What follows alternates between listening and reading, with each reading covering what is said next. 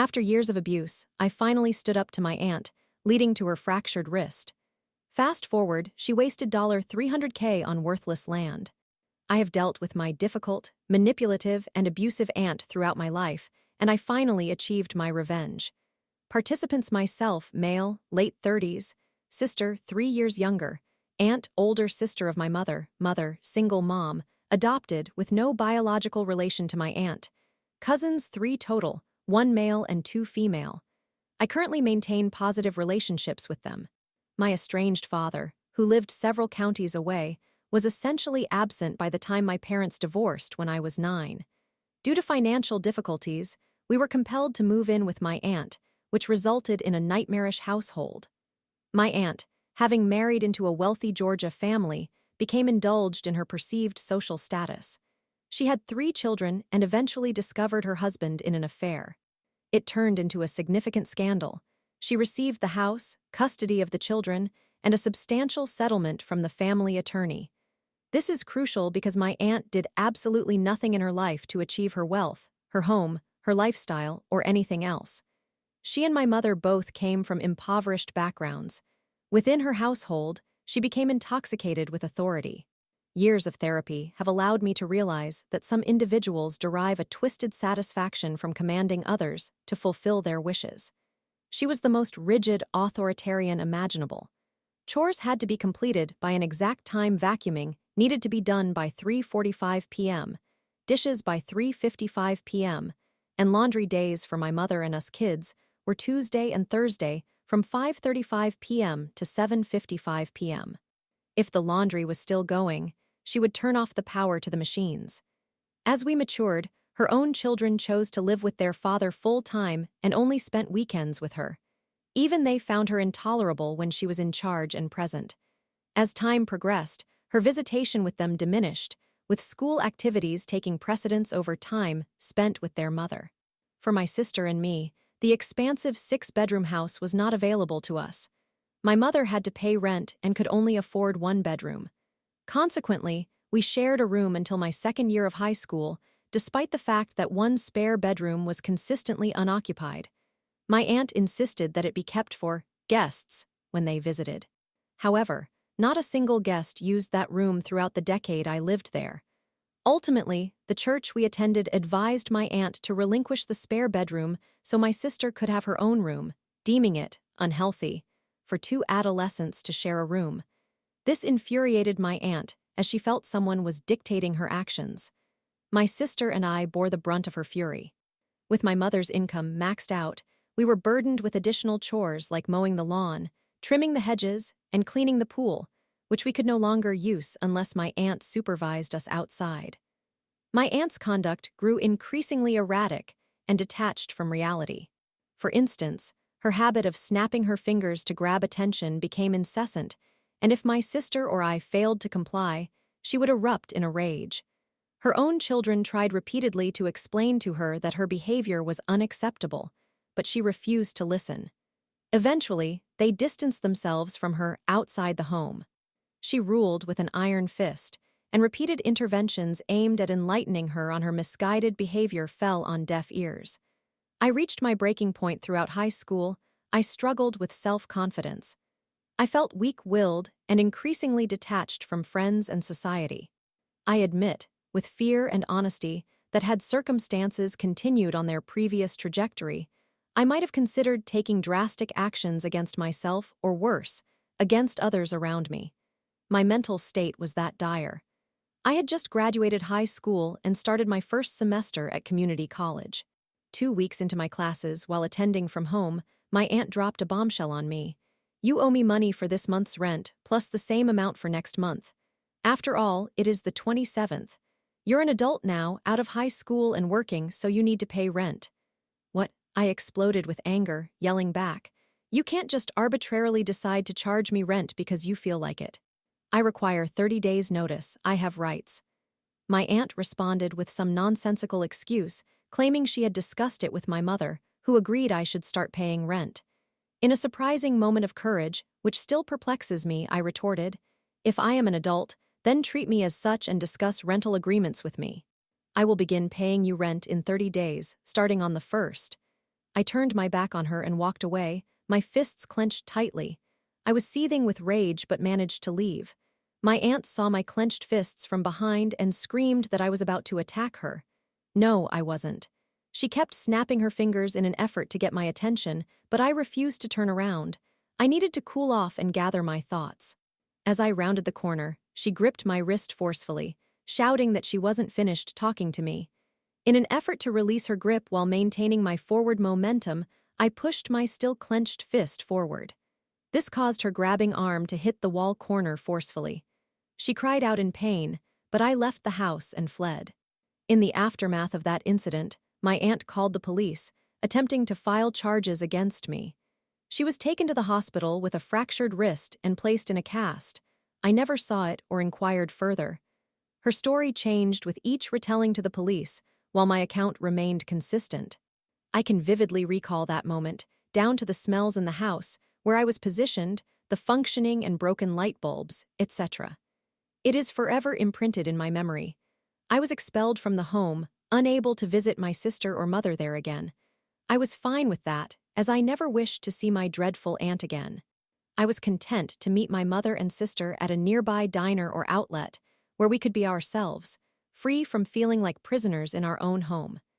Years later, eventually, my mother realized the need to escape that abusive relationship with her sister, moving out to create her own life. She secured a temporary nice place, made solid investments, and with support from the church, managed to rent a place of her own. In 2009, following the housing crisis, she purchased her own home, something she could never have afforded prior to the market crash. Nonetheless, some good came from it. She rejoiced knowing my sister and her family, and I could visit any time and stay. Over the years, I have learned to forgive my aunt. Not forget, but forgive. I have released much of the anger and resentment she caused me. When she has no power or control over us, she can be a relatively decent person, notwithstanding her previous behavior. My cousins have calmed down, heard my perspective on past events, and recognized the type of person I are compared to their mother. They have chosen to believe me and understand that I did not strike her or harm her, as she continues to allege. The payback, while I have managed to forgive my aunt for her actions against me, I cannot excuse what she did to my mother. She kept her in financial difficulty for an entire decade while she was sitting on a bank account loaded with cash and assets. She also forced my sister to take on financial responsibility for damages when the water heater failed while my aunt and mother were away one weekend, leaving my sister home alone. It took hours for her to discover the flooded rooms. My aunt's reasoning was, it was her responsibility to watch the house, essentially shifting the obligation from the homeowner to maintain or replace the water heater. This left a financial burden of $5,000 before insurance could kick in on a 16-year-old girl. Since the day I was expelled from the house nearly 2 decades ago, I have had little to no contact with my aunt. However, I maintain constant communication with my cousins.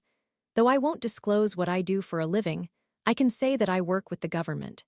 I have diligently advanced to my present position, known for my honesty and sound advice when sought. Due to this, I frequently discuss financial matters with my cousins, all of whom possess good financial acumen and are thriving. They often relay this information to their scheming mother, who has little understanding of business or investment strategies. All the money she received from the sale of her house, her divorce settlement, and previous investments has nearly vanished. I spent years crafting the perfect trap, taking considerable time to ensure everything appeared legitimate. I am not a lawyer, nor do I claim to understand the law, but I am familiar with the regulations and legislation concerning insider information. This situation does not fall into that category. I am 100% certain of this, and if legal action were to occur, I would be confident that my lawyer has a strong case in my favor. However, this area does tread on gray ground.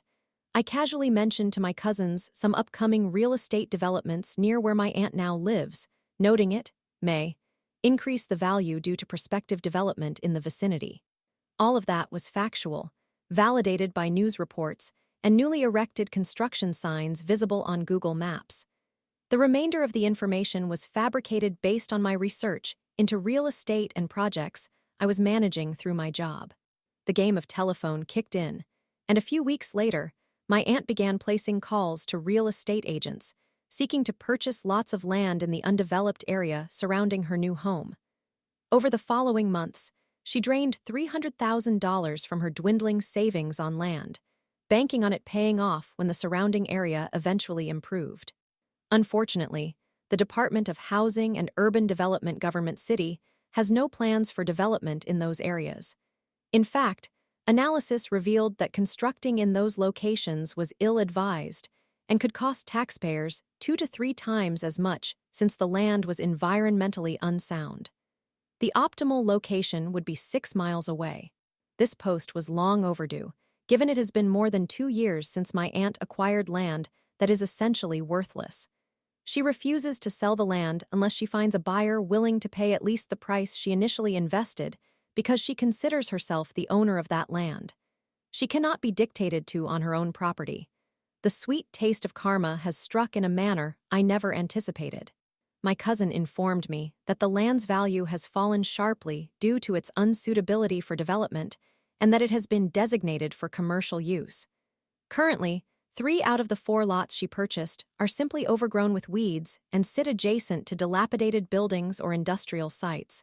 No one can build on it, nor does anyone wish to purchase it. Tough luck for her. The best part is, my cousins remain entirely unaware that I orchestrated this outcome, allowing their mother to take the blame. These environmental assessments are relatively recent and serve as the perfect excuse to explain why the project has relocated 6 miles away. Summary: abusive aunt tormented my family and me for over a decade. Years later, I have successfully deceived her into investing in worthless land. The icing on the cake: that land cannot be utilized for its intended purpose and has lost significant value. Edit on July 6, 2020 rslash on YouTube has the audio rights version of this story. Note there seems to be some misunderstanding regarding my cousins being cheated out of their inheritance. Their father and his side of the family remain exceedingly wealthy, and each of my cousins is financially smart and independent. Yes, there is more to this story, but I cannot confirm or follow up on it at this time. Story 2. Friendship crumbles after I support F1 post-breakup. She feels abandoned when I get busy studying and dealing with family issues. Hello everyone. For clarity, I will refer to myself as X or me, the friend attempting to end our friendship as F1, and the other two as F2 and M1. To begin, F1, F2, and I were quite close friends before all of this transpired. However, F2 and I had been friends prior to F1's arrival, and we formed a trio once F1 joined us. All of us were friends before these events unfolded, and F2, M1, and I remain close friends. We all attended the same university, and now we are at different campuses. F1, F2, and I are in the same city, while F2 and M1 are maintaining a long-distance relationship. 2 summers ago, M1 had a crush on F2, but it didn't work out. At the start of the semester, late September, F1 and M1 began seeing each other and eventually started dating. F2 was fine with this because F1 and F2 had discussed it to ensure that no feelings were hurt.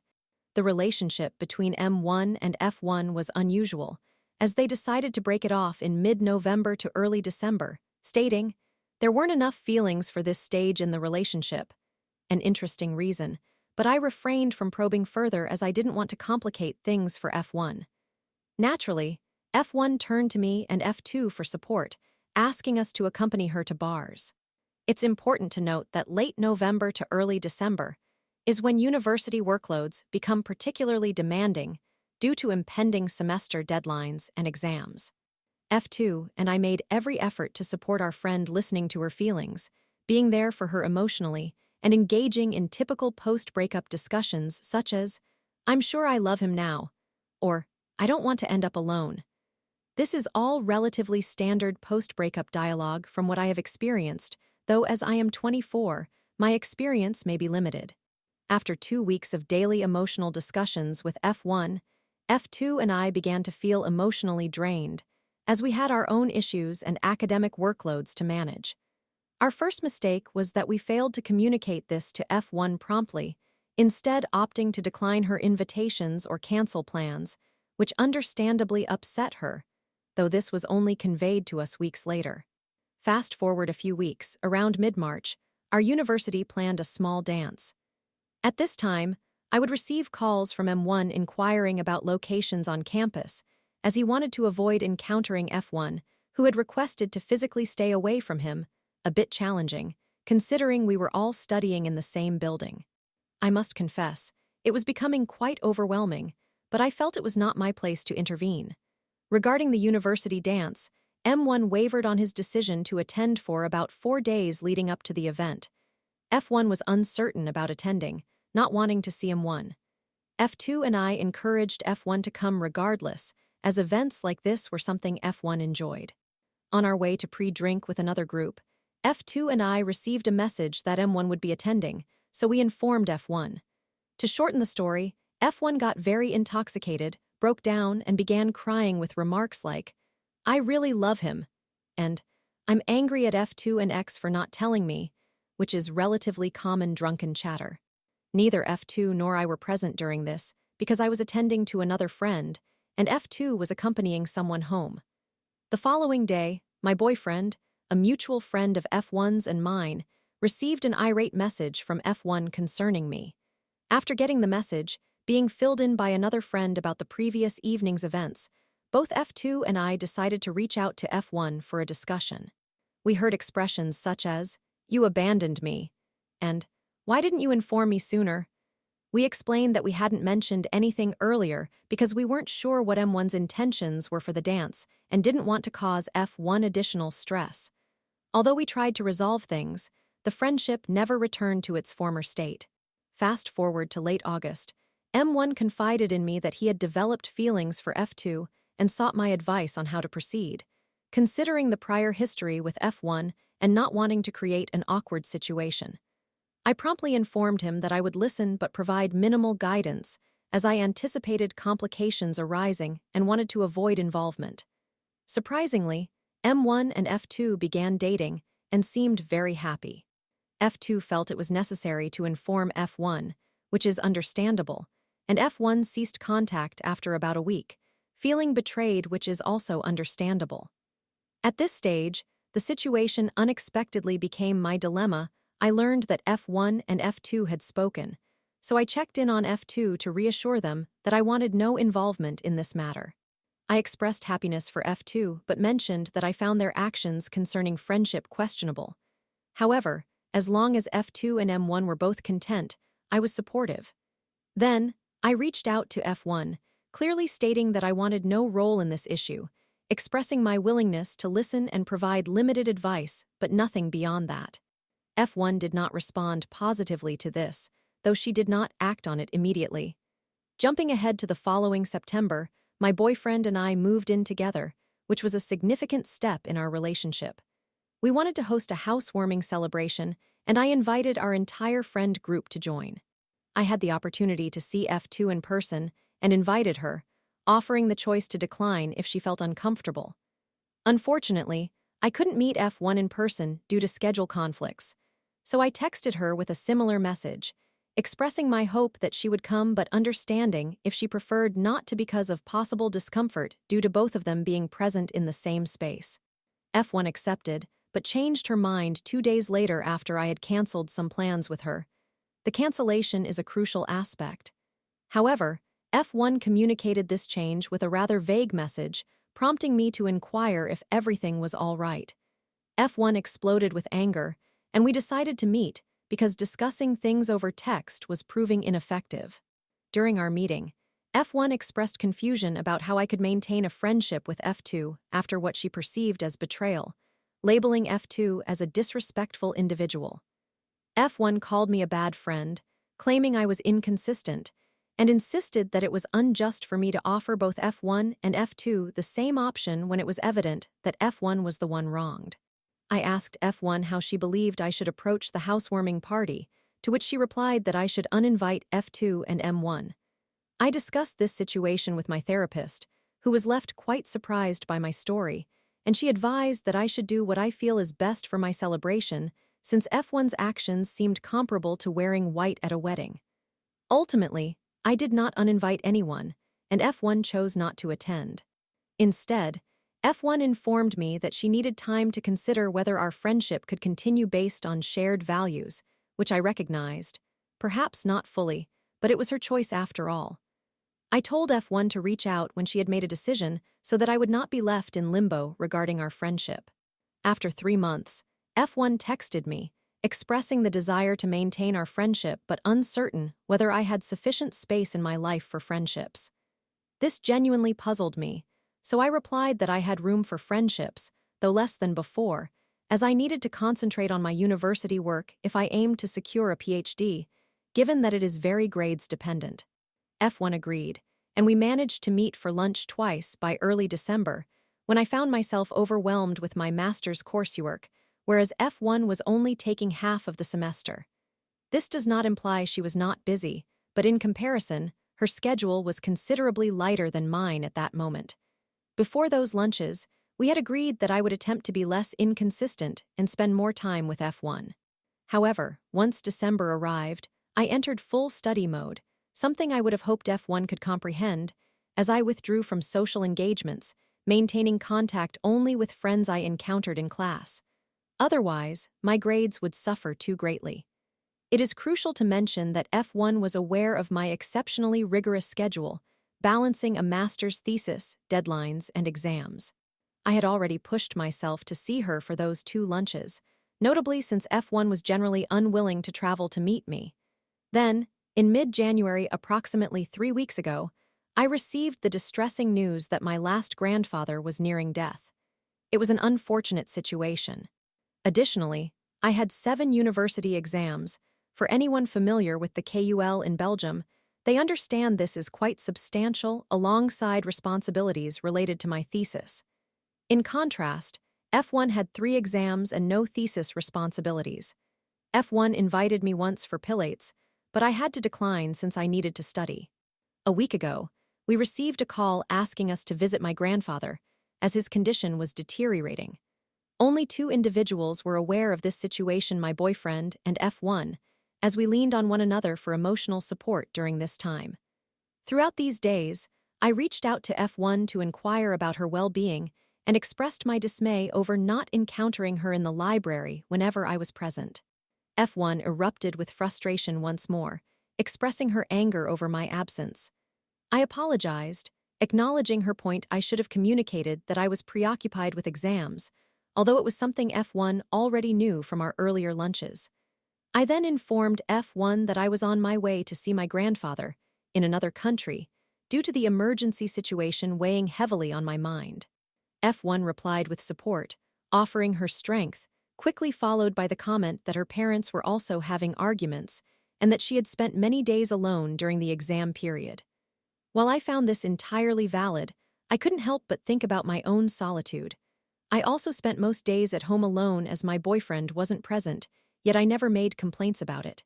F1 further stated that the situation mirrored previous circumstances where I would disappear, not share details about my life, and then expect her to be available whenever I chose.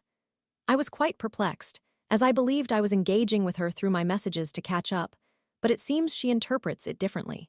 It is worth noting that F1's other friends also tend to vanish into study mode during exam seasons, and it has never been an issue, but when I do it, it suddenly becomes one. F1 has previously admitted that she struggles to spend more than 1 day alone, as it makes her feel uncomfortable. At this juncture, I find myself uncertain about how to proceed with this friendship. Though I detest severing ties with individuals, I am beginning to feel that it may be time to do so with F1. Does anyone have any insightful thoughts to help me navigate this situation? Am I at fault here? Is there anything I could do better in this scenario? I would also like to clarify that this is my perspective on the scenario. I recognize that F1 is human and has her own viewpoint. I understand that she may feel isolated amid this situation, especially since all other mutual friends have indicated a reluctance to involve themselves in this complicated matter. I acknowledge that some of F1's comments were made in the heat of emotion.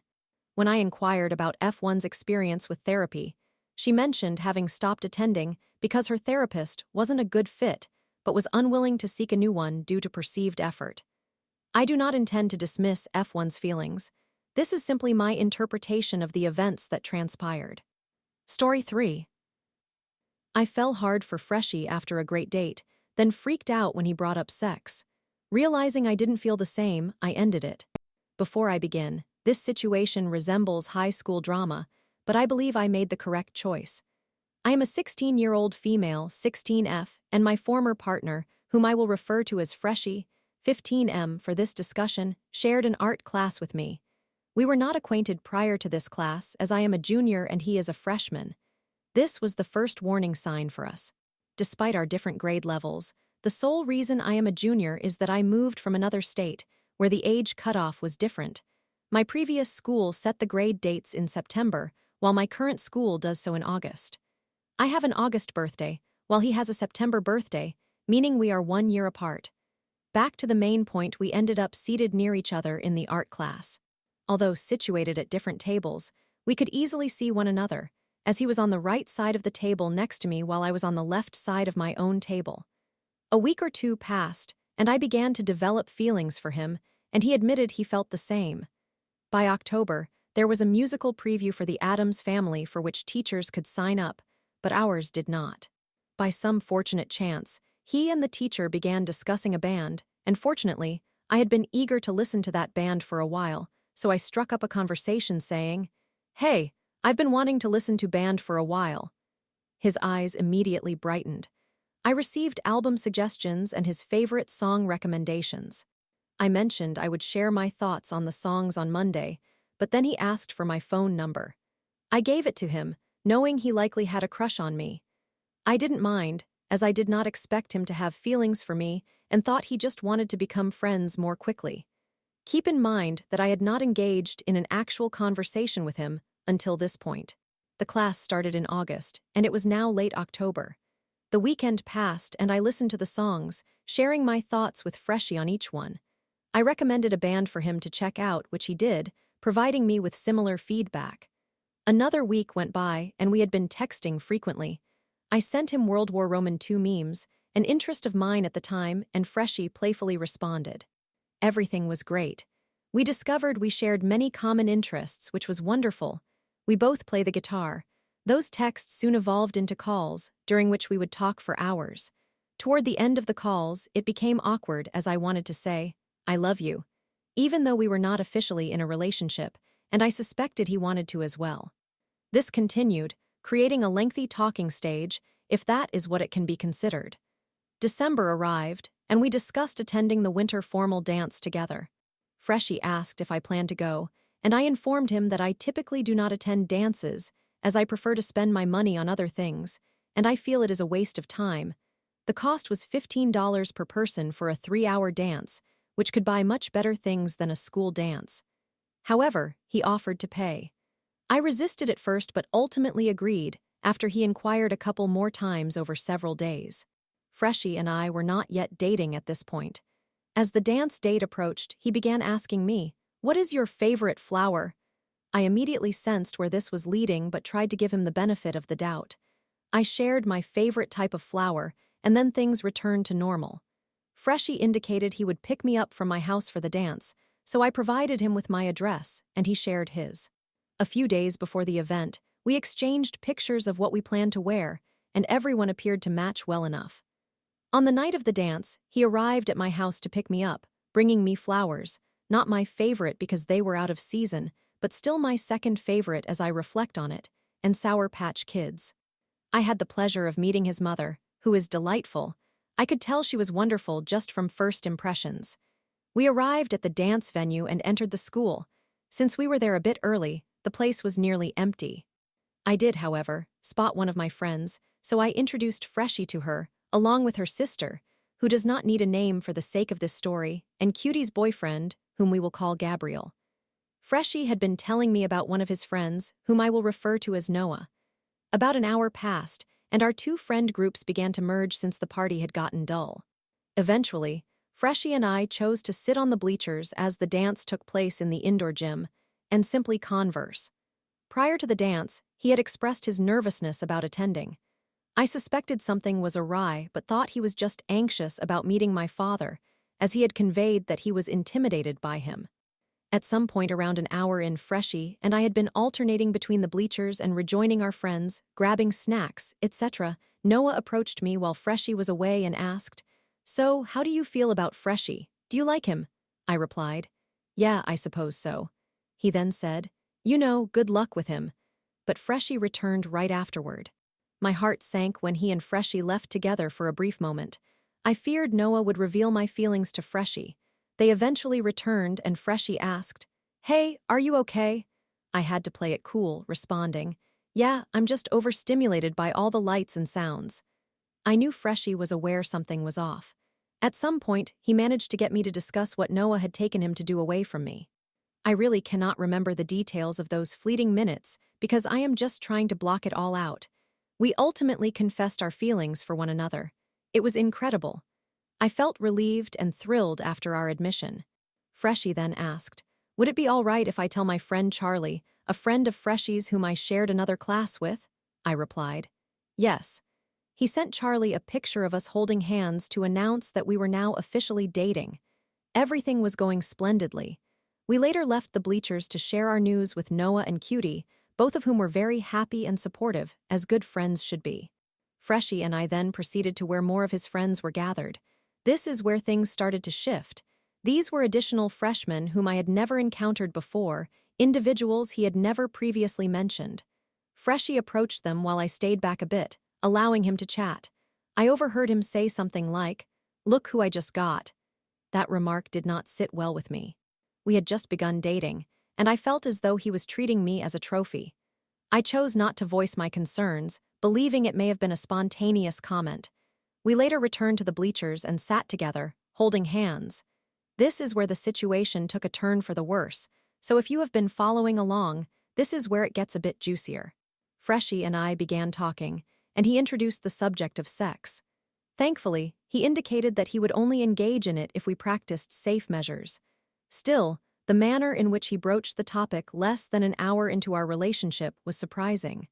I awkwardly nodded along while he discussed it. He also mentioned being worried about my plans to move out of state for college, which we had previously talked about. He expressed he would move with me, which made me happy. I recognized he had probably lived in the same state his entire life, so I understood his concern about my move. The rest of our conversation revolved around setting boundaries, such as him asking, "Are you comfortable with physical affection?" I affirmed that I was okay with it. We remained on the bleachers most of the time, where he admitted that his nervousness stemmed from having planned to ask me out at the end of the evening during the drive home, but Noah made the process much simpler for him. We discussed this and mutually agreed we were thankful to Noah for easing the transition. Freshie then expressed interest in having our first kiss. I joked about how I could pull him into the women's restroom because of his medium-length hair, but he was too anxious, so we decided not to do that. We agreed to kiss during the car ride home, as it would be more private. Deep down, I knew things were progressing too rapidly, at least for me. The dance eventually concluded, and we awaited our ride. Once in the car, I reapplied my lip gloss while he put on his chapstick. Freshie was too nervous to initiate the kiss, so I took the lead. After the first kiss, I felt it was insufficient, so I leaned in for a second. The second kiss was much better. For the remainder of the ride home, we simply looked at one another with delight. I was eventually dropped off at home, and we stayed on the phone for a while, discussing how wonderful the dance had been. He walked me to the front door and while hugging me said, "I love you." I responded, "I love you too," and we parted ways for the night. As it was late, I retired to my room and we continued our call. I can't recall if this was that same night or the following evening. Some details I neglected to mention about Freshie include his tendency toward Generation Alpha humor, resembling that of my younger cousins, which frustrated me. I requested several times that he tone down this humor, and he assured me he would, but he did not. Additionally, we had created a playlist to share our music tastes back in November before all of this unfolded. He told me he would sometimes hug his pillow at night and pretend it was me, which, the more I consider it, makes me quite uncomfortable. He asked if it was okay for him to be clingy. I responded that it was fine, as I genuinely did not mind, provided he was a good person, until I started to care. I had also told him multiple times that I was not a big texter and preferred in-person conversations, even though I was typically busy during the weekends. The only time we spent together was during school. Monday came around, and we saw each other in person again. Freshie began sitting next to me in art class, holding hands or resting our feet atop one another's. We had followed each other on TikTok a few days before the dance to exchange videos. After the event, he started reposting numerous romantic love videos as a sweet gesture. I found this rather cute and did not mind. However, despite all the positives, I continually reflected on the conversation we had about sex at the dance, and it increasingly bothered me. My feelings began to wane. I kept considering our differences and realized that ending things may be for the best. I noticed he exhibited a hint of desperation when I did not respond to his texts promptly. I also began to recognize how our future plans were misaligned. Ultimately, my final motivation to break up with him came when he referred to me as babe or baby. I do not typically have a strong issue with those terms, but I had once experienced an uncomfortable situation where someone I barely knew online called me babe, and it put me off. I decided to consult my best friend, whom I will call Veronica, for advice on what I had drafted for a breakup message. Veronica provided me with some helpful tips and examples of what she wrote when she ended her relationship. Although I wished to avoid breaking up via text, I felt it was necessary to do so, given that it was Friday before winter break. The final push came when he messaged me saying something like, "We need to talk. I don't think this is going to work out." After I sent the breakup message, I assumed he panicked, as he attempted to call to discuss working through things. However, I responded, "What is there to work out?" Because I had listed several reasons in the text explaining why we would not work as a couple. A week later, I decided to block him on all platforms so I could fully move on, and hopefully, he would be able to as well. However, before blocking him on TikTok, I checked his reposts and noticed he shared a lot of breakup videos. That concerned me, but I blocked him anyway and have not checked any of his accounts since. I felt incredibly guilty after all of this unfolded, but I knew it was necessary. My feelings for him had faded, and I understood that continuing the relationship without genuine feelings would have resulted in a far worse breakup than it was. Story 4. I moved into a house, learned there was a non-existent HOA, and helped neighbors sue the president for over $100,000. Game over. Well, it seems I need to include this here. I do not provide permission for my posts to be read, interpreted, or shared on any monetized or advertisement-supported platform. Examples include YouTube or similar services. In short, if you profit from reading someone else's posts, I do not grant you permission to profit from my posts. Cross-posted from r/fuck HOA. I should clarify that this incident occurred between the spring of 2010 and the summer of 2012. After years of hearing stories about issues with homeowners associations and having no patience for meddlesome individuals ourselves, my wife and I unanimously decided that we would never buy a home in an HOA. When we finally located a house and made the purchase, we were certain that we were not part of an HOA. However, just behind our property, we discovered there was a not really HOA. About a week after we moved in, there was a knock on the door. One of our neighbors from behind introduced herself as the president of the HOA and welcomed us to the neighborhood. She seemed pleasant enough, but we inquired, "What HOA?" "Oh, we're located behind you. The house behind yours is where the HOA begins." "Okay, that's nice. Good to meet you." Just typical small talk. We were optimistic. We were even surprised. Someone affiliated with HOA management that wasn't a complete busybody. How mistaken we were. Given the layout of our lot, there was a strip of green space between our property line and the sidewalk, in a somewhat triangular formation. The street ran west-southwest, while our property line extended due east-west. There was a wedge of land there. We had always been told that this land belonged to the HOA, which was fine by us. It just meant we didn't have to worry about maintaining that area. Now that the setup is established, it's time to share how we managed to dissolve the not really and HOA. We had a few trees on our property. They were located right on the property line, so we assumed responsibility for their care. They were colossal. They also presented difficulties. They were extremely dense and heavy, and because of how the branches grew, they were susceptible to splitting and dropping limbs. One significant limb extended far into the street adjacent to the green space claimed by the HOA. This limb posed a serious threat of falling and potentially injuring or killing someone. We didn't want that on our conscience or our insurance, so we decided to completely remove the limb and clear out a lot of the deadwood in the two trees. We hired an arborist who came, did the job, and $1,400 later, we were left with some sizable rounds that we planned to move the following weekend.